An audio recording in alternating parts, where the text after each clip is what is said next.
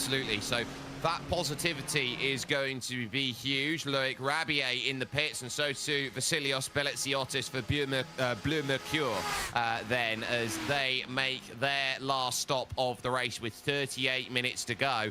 And I'm looking at the GTD gap, and it's already ballooning out. It's a minute 21 now, the gap to Drago Racing, number 68. So as far as it goes here, I think this one's written in the stars, and there they are trying to work through. They've just had two hypercars go through, and there's the pass then that pretty much indicates I've done what I can, you've done what you can, there's no point trying this anymore. We are there, we are clear. It's third. It's third. Yeah, I think that's where they're settling now. And you can see Alex are not even being pulled anymore towards the end of this race. And so, yeah, I think Drago settling for P3. I think the P3 in GTD is a little bit, you know, more acceptable for Drago as an organisation, considering that they look like they're going to win GTP, right? I mean, if they were P3 in both of them, there would probably be a little bit of frustration, a little bit of grumbling, especially if they were this close to winning both races. But because Drago as an outfit look like they're going to be taking home a class win anyway, I think there's a little bit more pressure taken off of this GTD outfit, because the hopes aren't resting on these guys.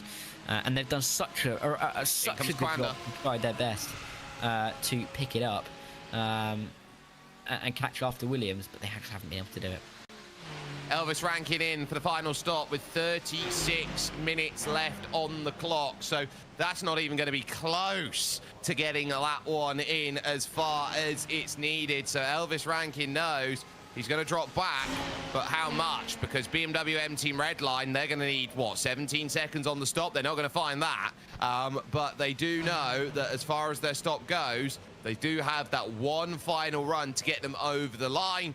And they've built a really lovely platform here today with the 08. You could argue in terms of the talent and the drivers that they have put into this effort here in this 08 team, that you got Elvis Rankin, Mitchell de Jong, Julian Sunan, that is on paper not as strong as the 091, who's got Josh Rogers and Alejandro Sanchez and Dane Warren. I'd call that the A team on paper. But the way they have worked with that Ferrari 499, that's what's given them the result and the opportunity. Yeah, and again, it just goes to show the depth of Coanda, doesn't it? And it's been like that for years, right? They stick around for quite some time because they're really good at what they do. And there's some drivers who aren't even racing in this one,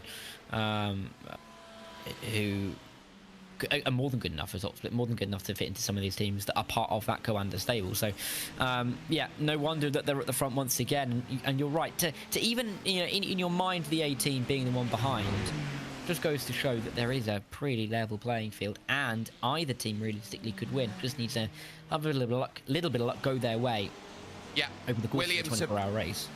Williams have just finished their stops, and look at the gap. They are 35 seconds clear of Drago Racing. There is now no doubt in GTD. It will be one of the Williams F1 Team Gaming cars. But which one will it be? Yeah, I think that'll have to be done, decided by the team. I wonder if they're going to race on this final stint. They're allowed to race. It's a big gap. I don't think they're going to be overly worried by this.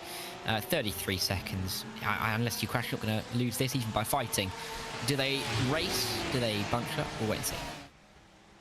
Well, the only place you can find out is by staying here with us on iRacing. There is a lot of amazing racing that's coming up on the horizon, because we'll be at Eldora for racing action with the World of Outlaws Dirt Championship. That will be absolutely fantastic to see them all trying to run as much as they can to get into championship formation. And as well, on Thursday, we will have the likes of the IndyCar Pro Series, which will be heading to 16th Street and Georgetown Road at Indianapolis Motor Speedway. That is going to be massive to keep an eye out on. And then the final thing to keep in mind as well, the return of eNASCAR qualifying, which will be bringing itself ready for that 2026 season, and who can challenge Stephen Wilson for the title, of course, here in this brilliant eNASCAR season coming up.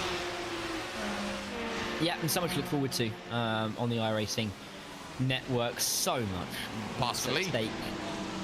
It was past the lead, but again, it looks like that was coordinated between the two cars, so not too big of a surprise. GTP coming through as well, and they will sort it out. But yeah, Williams swap over. So much coming up in terms of the iRacing, not just the special events, but the series as well. We talked about the IMSA Esports Global Championship as well. That's on the horizon too. It's not officially down as a special event, but the teams will view it as a special event themselves. You know, really big events that happen year on year, and they only get bigger and better.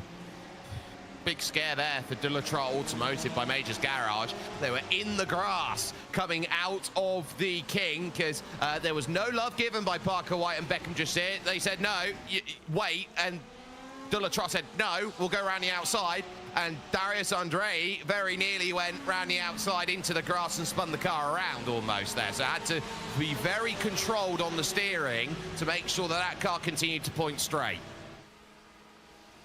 Yep, and that's the difficulty. He was very careful with how he went about that, but you've got to be oh so careful at this stage of the race. 32 minutes to go. You cannot afford a mistake. Sun high in the sky, checker flag, getting prepared in the hand at this stage. You cannot, you know, do anything to jeopardise your potential finish in this race. Final pit stop for the 003 Grid and Go team. Our race winners elect, you could say, at this stage. Of course, if Delatrails go through, they still have to come into the pit lane at some stage, as do the 129. And this will be just a short-ish stop for the 003 to make sure they get home and dry. There is the 21 into the pit lane. So that means that Aleix should hold the lead to the flag, barring some kind of mistake. Taking the fuel, taking the tyres, needing to make sure this final stop works. Off of the jacks there, there's onto the jacks behind, almost exactly 20 seconds. The difference there between Grid and Go and Dulatra there, and that's a very big marker. And they'll be looking at this going, well, we only need 75% of a tank to go and bring us home, and they will take as much fuel as they can. 38.2 in the stop there for Aleix Nahue, and off and away he goes now, knowing that Darius Andre has to go and chase this one on track. But there is a little spanner in the works here, and it is the form of Aaron Vasquez and Matt Performance, who are ahead, but will need to make their final stop. So if this is a case of they get too far or they get too close, there might be a battle just before the 129 comes to the pits, but we doubt that will happen because cold tyres are a big factor. Yeah, we would doubt that, of course, and I think the 129 will come in this time by. In fact, we've not seen LMP2s be able to go much more than the 20 laps that Vasquez has already done in that car, so I wouldn't be surprised if they come down this time by, and that just solves the problem for Grid and Go anyway. 30 minutes is all we've got now. Time really evaporating away from us, but the battle's still on. Not for the lead of the race in the GTP though. Eduardo Leo comes down pit lane, and that gives Drago Racing the lead, which they should, I emphasise should, halt at the end of the race. Eduardo Leo then making that stop. You just wonder whether it would have been second rather than third were it not for the issues with his steering wheel over in hour 7 of this race. BMW M Team Redline, not much they can do about it. They have thrown what they can at the wall. They've hoped that it was going to stick. And ultimately today, they have come up a little bit short, and it's not often that we get to hear that from a team of their caliber. Coanda Esports making their way then over the tri-oval. This should be an overtake for position then that comes through. It just about manages it. Off and away goes BMW M Team Redline to number 3, and they will realise that it's third, and it's quite comfortably third place for them, as Eduardo Leo will now have to just make sure that they bring the car home. Yeah, that's the key. Don't make too many mistakes. Make sure that the car is going to get home in one beautiful piece and solidify that P3. I mean, we've talked a lot about this top 3 in GTP. We've not really talked much about P4, but they are some 84 seconds behind. That's enough of a gap to make a mistake and come into the pit lane, but you don't really want to be having to make those decisions towards the end of the race. That is a real banana peel factor for them. If they were going to do that, I think just running home in P3 is the safest, if not the most boring option for them here. But I guess number 3 in P3. Drago, we're hoping to avoid the number 2 being in P2 as well. they would be, but they do know that the number one could be in P1 and GTD out there overall with Williams F1 gaming team. They've got a little latch on the back actually at the moment, which is quite interesting. Emanuele Olivieri has decided, I feel like I'm a Williams car, therefore I am a Williams car and I will also play this game. Yeah, and why not, right? You might as well join in. I think it's been there for quite some time now as well. And there's one behind the two Dragos as well. So they've got a few friends. It's not just Williams joining the party. Williams are bringing along a few friends. Maybe they're hoping to celebrate as well when they cross the line. Who knows? Who knows? But either way, Williams looking like they're in control of this one. Will they keep... Well, will I say keep fighting? Will they start fighting? That's the question I'd like to know. 28 minutes to go. They haven't started just yet. Not yet, but Parker White has the control. Beckham Jasiah just behind, and so at what point did the gloves come off? We knew that the gloves came off on the last lap at Spa with Team Redline last year when they did exactly the same thing to give themselves the ability to get up to the very pointy end. So it's just a case of will they and how aggressive will it be between them, because they know as well that in terms of how you set up a last lap, it's a tale as old as time in almost every series out there. If you've got two cars together, whoever is second coming out of that final chicane traditionally has about an 85% chance of winning. Yeah, and that's what you kind of come into this race with, right? And we find ourselves in that position. 80% is never 100% though until we see that checkered flag, and that's the entire point of an endurance race like this. There's things to slip up everywhere. There's issues that you could run into pretty much any point in a race like this, and got to be careful. Drago know that all too well, and this is going to be a stressful 27 minutes for them because they have it again. They have it in the palm of their hand, as do the 003 once the 129 comes into the pit lane. It's on them to lose it rather than anybody else to win it at this point. This is where the result now means so much, and you start looking around here. Jake Sperry and Dara Thacker bringing you all of the coverage here of this final hour here on iRacing's eSport Network, and of course with us on RaceBot TV. And this is where you're settling down, trying to find that final stage of the race. It's going to open it up for you. This is where all the hard workers come out to, and you look around at it here at the moment. Map Performance have gone a lot longer than we thought they would. Exactly, and they are going as far as they possibly can. It's just not going to change the fact that they have to come into the pit lane, though. It's not going to change the fact Grid and Go are going to go in front, and that Blue Mercure are excelling as well, I guess. But Della should get into P2. Yeah, Maxime Brion then, I believe, would be there. This was what happened right at the start of coverage here. This was a 45-second lead. Bang! There goes the hit from the Betmaster TC Esports team. And that's what took the number 5 Drago racing car out of contention from what looked like a surefire victory, which now looks like it's in the hands of the number 2.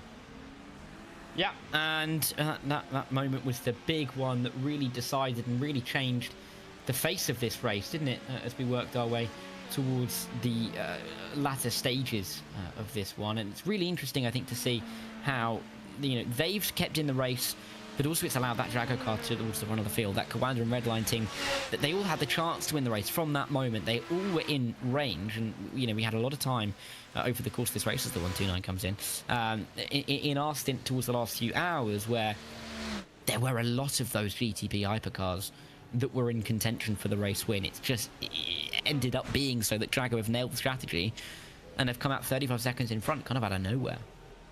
Delatrar then will be looking to take second back, or effectively second now, because in also comes Maxime Brion from Blue Mercure Esports. So there is the change. Vasquez, 15 seconds. This is agonizing. There goes Darius Andre, and that is second then gone and in the books, because they still got to try and transfer over through this lane. And so this is as surefire as a third as we could possibly see it here. Maxime Brion, 4th for Bleu Mercure.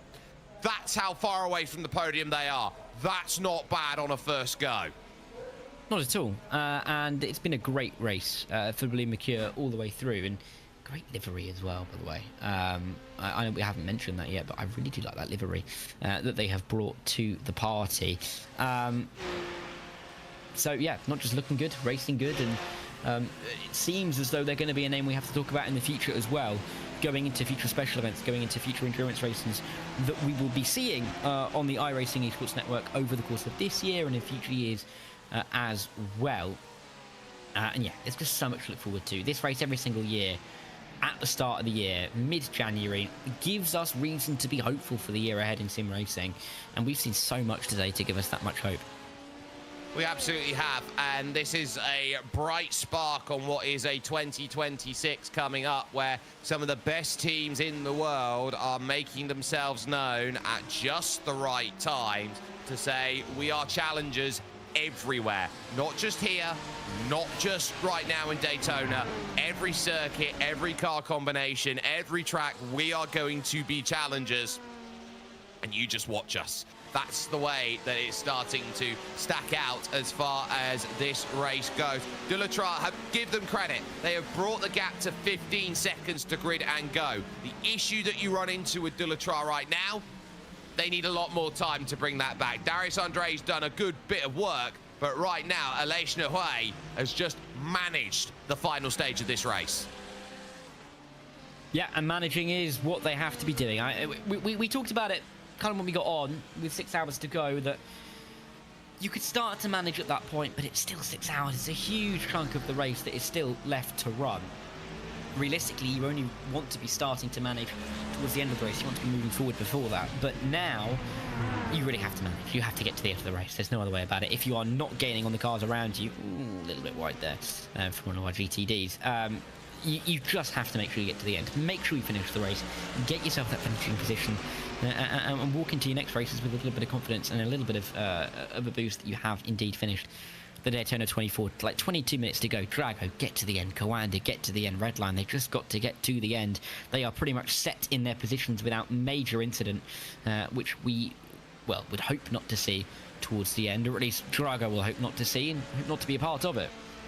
That was James Boomy running a bit wide there in the Falcon Sim Racing Team Teal car there just in front. And as we look through, look at that, hefty jumps over the curbs. And, you know, they're not small curbs out there. And, you know, everyone seems to think that curbs mean you can just run over it and use it to the nth degree out there. The way that some of iRacing's curbs are actually implemented here in iRacing, I am scared to touch a curb now when I drive. And I think that's one of the reasons why they've been updated to be the way they are. I mean, certain times, certain tracks in the past, you've been able to just use those curbs as if they're not, as if it's tarmac, right? As if it's just part of the circuit. They've been updated, they've been changed to encourage you to go through a proper racing line, not be able to take so much liberty with some of these corners, and it is working, clearly. It is, and so you have to be a lot more patient and a lot more precise at certain areas out there on this track. As we watch Parker White and Beckham Jasir again, 20 minutes on the clock. Now where are you going to start showing your hand? You're not going to be doing it when you've got traffic trying to find its way through. You're going to be very cautious in a gaggle of cars which are here, there and everywhere as you try and find the result that's needed. Speaking of which, Dries van Langendonk had a massive crew of cars to try and deal with just exiting the oval, and he was not very happy to see everybody pretty much trying to lunge back down the inside of him, as both himself and Loic Rabier behind him in the Movano Rossa Acura there, just trying to give that space to say, look, we're hypercars, let us attack off the exit, because in the low gears, hypercars and GTP hypercars and LMP2s, they're the same as GTDs. GTDs, their best strength is mechanical grip. Yeah, they are. And you can see that in all of the slow speed corners. There is not a big differential between GTP and GTD in those low speed corners, because they just have that mechanical grip underneath them. And that's part of what makes, you know, certain races, for example, races around Spa, that a little bit more difficult, particularly towards that middle sector, when there isn't a whole lot of advantage that the GTP has over the GTD. Here, because you've got such a long straight, it's kind of mitigated away. It's not really much of an issue, but in some of the slower speed corners, we see it time and time again. You know, some of these cars trip over each other because they almost forget that they are so similarly paced. And so yeah, interesting to see how this is going to run out to the end of the race. But you're right, absolutely, in terms of the GTDs having that amount of grip to be able to get themselves home.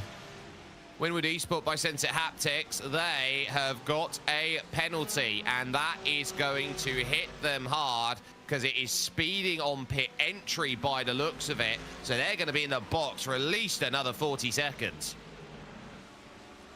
They are, and not what you want as your final stop, is it, really?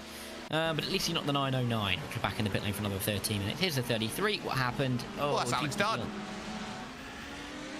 Goes through. Now, is there going to be a second one that comes through?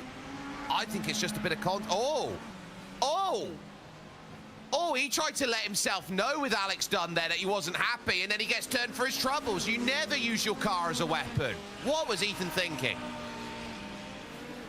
I'm not too sure. It did look like he came down a little bit there. I'm not entirely sure why Alex Dunn trucked it up the inside at turn 6 in the first place, but you know, that being said, that doesn't really make a difference to what happened on the banking there. Ethan just deciding to come down a little bit, and I mean, in the end, he's come off worse, so he's not going to be happy. Alex Dunn's certainly not going to be happy. And I mean, if Drago were gaining, that would have been a huge moment, but as it is, it's just going to settle them in P3, isn't it, by the end of this race? I don't know. Look, and Falcon Sim Racing Blue having a spin as well. That's not going to be helpful as well in the 44. Someone's just got to tell these drivers towards the end, look, you got 15 minutes. Let's not spoil what has been a truly magical 24. Yeah, and I think people maybe just, you know, you get towards the last hour, you get a little bit cranky, don't you? You get a little bit more tired. You start to see red mist a bit more as those eyes start to droop. But either way, we just want to get to the end of the race without people wanting to shout at each other. That's never fun, is it? But it sometimes happens, and I'm sure there'll be words said after that from that moment that we just saw between Ethan and Alex. Elvis Franken nearly into the marbles there, and nearly went very wide. Yeah, I just had a second look at what happened there going over the curve. My goodness, how close do you want to get to those tyre bundles is the question there. 16 and a half. I do know that Winwood have actually just towed it back to pits, so they're going to lose out a top 10 by the looks of it here to the likes of SDR Sim Racing and Jürgen Frank here of Team 75 Burnout by Sim RC. So a top 10 for the 577. That's huge for Argentine esports. Yeah, it's great to see. And Argentine esports really growing as well. I think it's also great to see, you know, we've had Agustin Canapino in this race and other sim races as well, of course, former IndyCar driver, most notably, of course, that's taken part and really helped to grow that side of Argentinian esports and sim racing. And it's great to see that growth, and that we've got that team in this race towards the end, still running with only 15 minutes left to go. And yeah, exactly, the Betmos for TC, the 42, who won't be the number 5 GTP's favourite team in the world, but they've done a great job to be in P5 by this point in those races. Well, it's not going to be Feliz Navidad for them when they don't get a Christmas card from Drago, and they'll go, well, do you remember Daytona? That's the reason why you're off my list. But they have driven a very nice race. They've survived all of the dramas of what can happen in the various classes. And actually give credit to this LMP2 class right now, which still has 6 cars basically within a lap of the leading grid and go team. So that, I think, is a huge achievement for just how close the racing has been in LMP2. Yeah, and the LMP2 categories, it's not one that we've talked about too much in the last few hours because we haven't had that close battle for the lead. But it's just been there. It's just been kind of dangling like a carrot in front of our face, really, to see if that 21 could catch to the 003. But it just looks like Grid and Go are going to have enough here in the final 15 minutes. We're talking about less than 10 laps to go. Single-digit laps remaining in this race for Drago, for Kawanda, for Redline, for everybody else in this field. And still, a couple of questions to be answered. I think we've got them in the GTP Hypercar class. You'd like to think we've got them in the LMP2 class. GTD, it just comes down to what teammates decide to do. It does. It also decides who wants to lunge up the inside of them right now, because Darius Andre was very ambitious down the inside of Parker White there at the International Horseshoe, just making life tough in terms of what do you want to do in the final stages of this run. So Drago will sit and go, we're out of this. It's up to you two now to decide what you want. 13.5 minutes they'll be looking at soon and going, where do I want to be? Who am I going to be the one to stand up ahead of everyone else? This is where you now start thinking, well, I don't have to make the move. Maybe this is you're free to battle, and Beckham just here go, no, I quite like it right now. I'm just going to sit here. I'm not going to let you do anything. I'm not going to let you lift off and take the position. In fact, we had something on Race Spot on Friday night where this exact situation happened in the Radical E Cup between Alfredo Malo and Heinz Braun.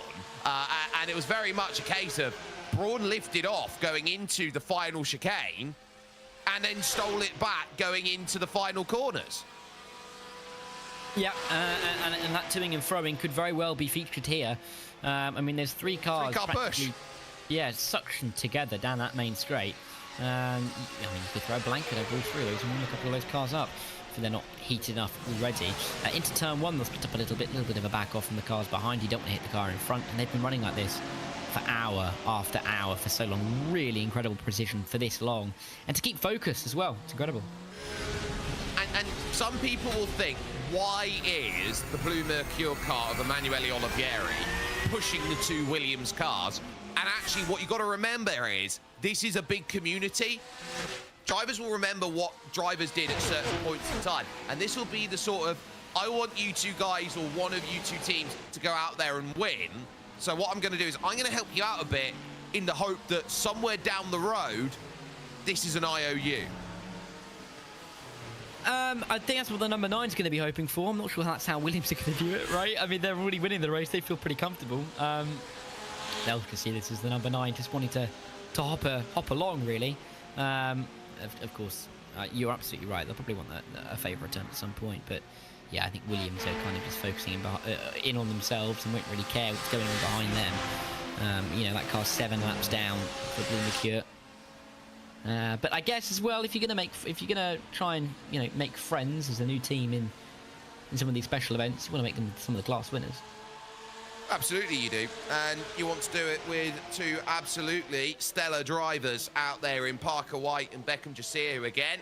There's the bump on the back of the Porsche, and there's the little bit of slipstream then from the Blue Mercure Esports car, which if it reaches it will bump, if it doesn't it will not. At that point, and so it doesn't quite have enough to go and reach, so it will not, heading in towards this next section with 11 minutes to go. And so now you're starting to wonder, not only when are you going to make that move, but how much time are you going to have left at the end of this race to do it? Because it will be dependent here, whether they go a lap longer or not, on Dries van Longendonk and when that number 2 crosses the line. Because when they cross the line, it's basically a case of everyone on that lap. If those are the last 2 cars on that lap, they got a chance. Little bit of overlap then as they run into the West Horseshoe, which was created there by Elvis Rankin's Coanda Esports 08 Ferrari, and ultimately not enough to go and get a move done at the moment. Beckham Jasir resolute. They're in second place. Yep, and they're staying where they are. 10 minutes to go. Drago Racing will cross the line with, well, we'll have to try and work out exactly how long that. But they should have 6 laps or so to go. I would suspect, because the time differential between a GTD and a GTP is about 11 seconds, give or take. And with Coanda just overtaking them, the GTDs are about 36 seconds behind Drago Racing, which means that they shouldn't be caught, or they very well might be caught on the final lap or 2 to be lapped once again by overall race leader. So they very well could be the final cars from that lead lap, or they could be some of the first. But either way, 43 seconds ahead of Drago Racing. Even if they have a bit of a spin, I think they're going to be okay. They just cannot risk it, can they? That's just the big issue. Even with 9 minutes 30 to go, you want to make sure that it's done and dusted, and then you can try and go for the race win with each other. But as long as Williams win this race, I don't think Williams care which car wins, quite frankly. Well, they don't have got a 1 and 2. The trophies will look the same as they pilot. as they pilot their way to the West Horseshoe, and there's still not quite a lunge down there to make it happen. Jasir could have been cheeky and just snuck a nose down the inside, forced Parker White to open out the steering. But Parker White's a driver. Oh, this is going to be dangerous, though, as they go through. Oh, hey, there goes Eduardo Leo. Red line, take no prisoners. And just like that, there was a little bit of a heart palpitation for the Williams drivers. Yeah, and they had a little bit of a scare, but they've survived it, and they can continue to fight for another 8.5 minutes in this race. And through goes that red line car through. Goodbye. Won't see that car again for the rest of the race. And red line going for P3. Should solidify that P3. They're not going to catch Commander and is going to make a big mistake in these final handful of laps. And let's see it again. Through on the 9, then inside at the dog leg on the number 1. Just about going to get that one done. Then go from the inside line to the outside line. Get through on the 6. Efficient work there. Yeah, it's wonderfully done by what is sometimes known as the big sniffer there, that BMW hybrid. But Eduardo Leo, 3rd position, still chasing, feeling like I've got something to race for. I am still 10 seconds behind. You never know. Commander might conk out of fuel. They probably won't. 99.99 times out of 100 they don't. But on the chance they do, I'm still going to go at 100%, try and find any way to bring that time in. So Eduardo Leo on the push as far as it stands. Here's the awkward thing, though, for Beckham Jasir in these final 10 minutes. Any time that Emanuele Olivieri pushes, he can't actually move out and make a position. That's really frustrating for the number 1. Exactly. And, I mean... Oh, trouble in front of them. Trouble in front of them. That's big. It's the Team 75 car of Jürgen Frank, who's gone off directly in front of them, and he's tangled with Sven Haase, which is the 004 grid and go. Yep, and that 004 is going to be dropping down from where it was. I'm not too exactly sure it was, but it wasn't in contention either way, that's for sure. It's allowed the 6 and the 1 to just continue on their battle, or if you can call it that, a battle. They are still running together. It hasn't interrupted it whatsoever, as we have under 7 minutes to go. Clearly, little moments here. 5, 7, 7, 18. What happens here? There's the grid and go coming through. Oh, there was contact. Oh, that was aggressive from that grid and go car. The 18 spinning across, and in the end not affecting the guys and not even hitting the barrier. Oh, very lightly tapping the barrier. Got away with that, quite frankly. Yeah, well, Jürgen Frank frankly does. And so there's the look. No, gap's not there. You've got racing room at best, but Jürgen Frank's corner all day long and twice on Sunday morning, and just about kept it out of trouble. That's the experience that Jürgen Frank brings to the table here. With 6 minutes to go, it looks like 2 categories are finally decided, but what about this one here? And Olivieri again will just stymie any attempt from Beckham Jasir to go and make that move. And this is the thing, this feels like a NASCAR race. You're up against an NASCAR champion who knows how to drive like this at Daytona. Yep, and has won across those that very start-finish line in that series as well. So Parker White, definitely the man you want to be bringing this one home. Will he be engaged in a battle towards the end with Beckham Jasir? The further we go, the more I'm thinking absolutely not. I'm kind of hoping we avoid it, because I'll be honest, Jake, I don't want to be part of the fallout if they come together and Drago are able to walk through on this one. You know, that would be...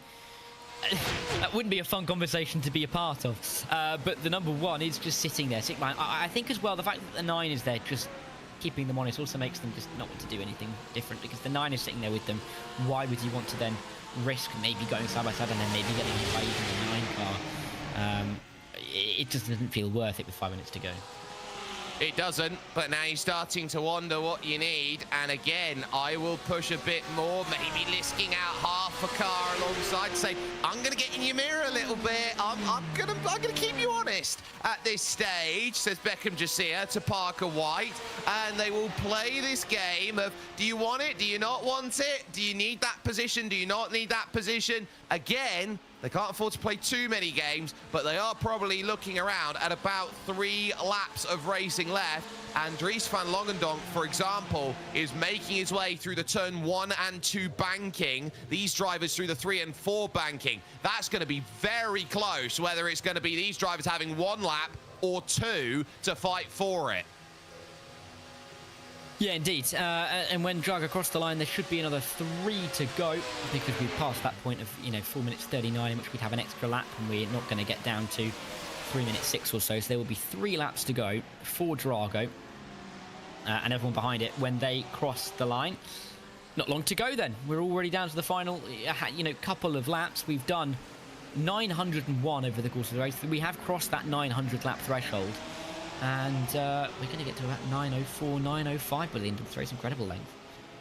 It's 3 laps to go from here, so it'll be 904 completed laps of racing by the time the checkered flag is taken here from the Daytona International Speedway for Dries van Langendonk and Drago Racing, who have just set a new standard here in GTP with what they've needed to do here today.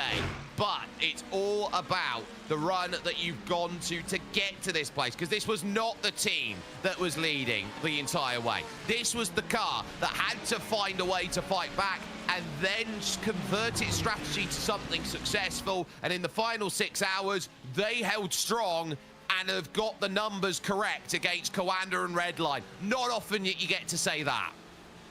No, and they've done this perfectly in the final few hours. They've played this absolutely to a T. They've not engaged themselves in battles they didn't need to be involved in. They've not allowed themselves to get lost in what the others are doing on strategy and maybe fall into their trap. They have gone on their own way and played it out perfectly. So you could say the same for the Williams F1 team gaming cars as well. They have not allowed Drago to get in their heads. They've just pulled away from the rest, and they have showed people like Zach Sweeney exactly why they're not a community team. They are the real deal, and 2 of the cars right at the front of the field and a 3rd in P6 as well. They've had a great day in that GTD class. They absolutely have, and with 2 laps to go, they know that they just got to breathe, hit their marks. Every corner's going to feel like an eternity. This is the water torture hours, if you want to try and put it like that, because you are thinking about what victory will feel like. Every measure is going to be on an absolute tenterhook, and the team will be getting ready in their various places around the world to say, we've done it. We've got the big result that we've been clamoring for. We watch on the bottom of your screen the Battle of Williamses out there of White, Jasir, and Olivieri in body quotations. As we look around at this group right now, they've got another car in front of them actually as well. That's going to make life interesting. That's Federico Godoy for SDR, who are running 10, actually now running 9. Yep, and they were running on the fringes of the top 10 as well. It would have been would still be a great result to get into the top 10, but just little moments in these last couple of laps can be ever so costly. 1:23 to go. These 2 cars are not yet overtaken by Drago at the moment. Will they be overtaken as we get through the white flag lap? I'm not too sure, of course. Yeah, it looks likely. It looks likely, yeah. So it looks like they're about to get head onto their final. Yeah, it's right there, just in the background. Yeah, so they're going to be heading onto their final lap here. These 2 Williams cars. Are they going to fight? Are they going to? We've talked about it for about 5 hours now, Jake. Is it going to happen? Well, they're only going to have 1 lap to fight for. Oh, I'm going to pull out a little bit here.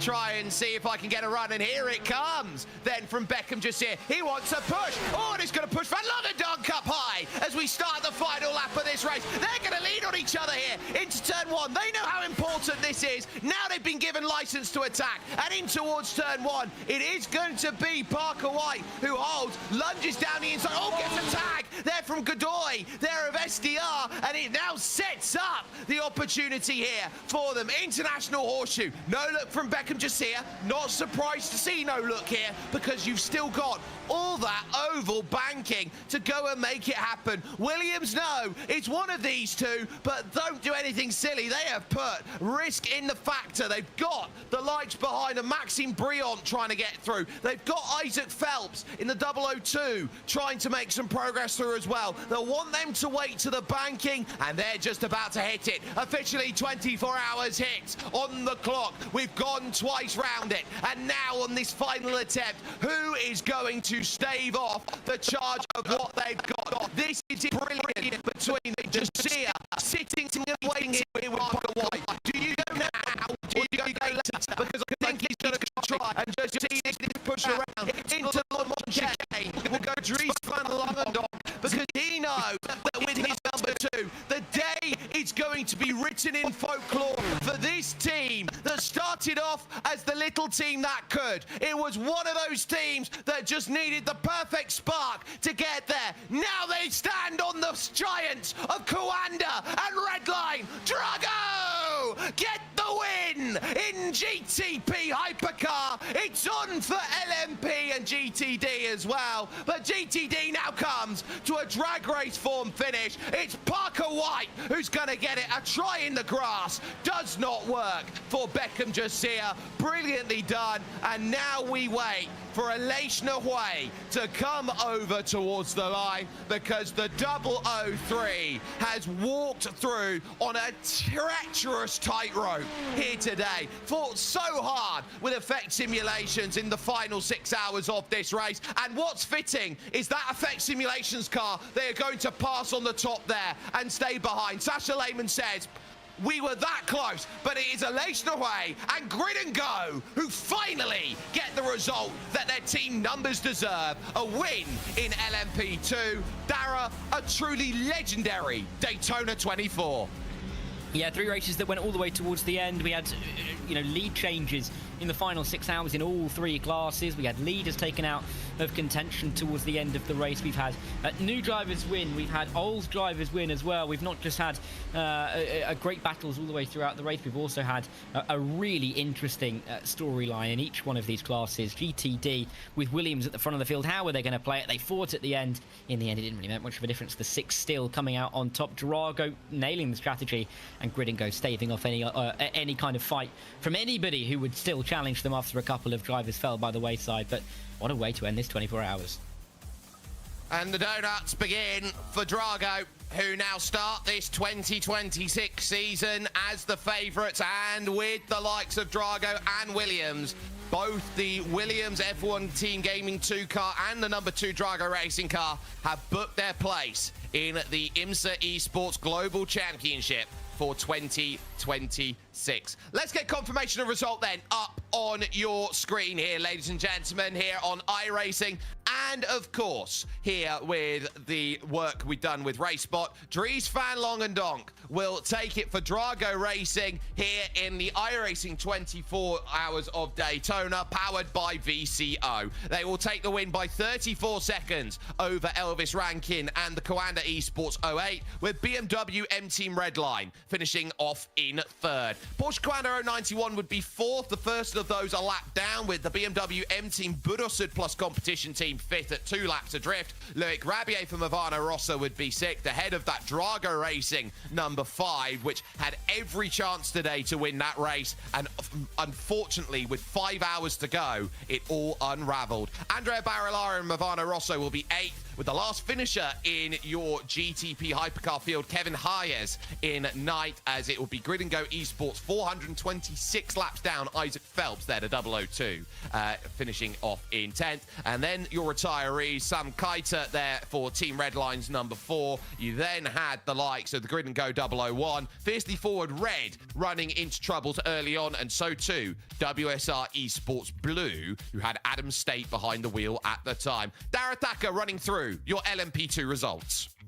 Yeah, and it was Grid and Go, the 003, who ended up winning the race by 15 seconds. It was a little bit touch and go for a while. You had another couple of challenges in there in the final few hours, but in the end, they staved off the challenge from Delatride's Automotive by Majors Garage for the 21. Darius Andre in there for the final few hours. Not able to do enough to try and overcome the advantage that Grid and Go had built up. It was MapPerformance.com, the only other driver officially on the lead lap. Aaron Vasquez, it was in the 129. Podium finish for them ahead of the debutants Blue Mercure Esport with the 32 car finishing inside the top 4. A few cars that were just a little bit off the page, but still very much in contention all the way through. Top 5 rounded up by Betmaster TC Esports, of course they were involved in that collision with the number 5 about 5 hours ago. But they still finished inside the top 5. Solpec Precision Racing finished in 6th, ahead of the second of the Grid and Go cars, the 004 and P7, and then in came the second of the Blue Mercury Sport cars, the 33 finished in P8. Effect Simulations, of course, they were winning the race until they crashed, quite frankly, in the Western Horseshoe, 113 laps down, and it was the third Blue Mercury car that finished inside the top 10, also a long way down. We saw the Chesney Sport and the 2 WSR Sport cars leave the race very early indeed, and they didn't see much of the second half of the race, if any at all. Well, a shame for Sesha because they were in control of the early stages of the race, but what a day for Williams F1 Team Gaming. 1 and 2, 600ths of a second. The difference over the line. Beckham Josiah will end up with that second place after trying to go in the grass to win the race out there, but didn't quite manage it. Drago Racing gave it a good old go, but Alex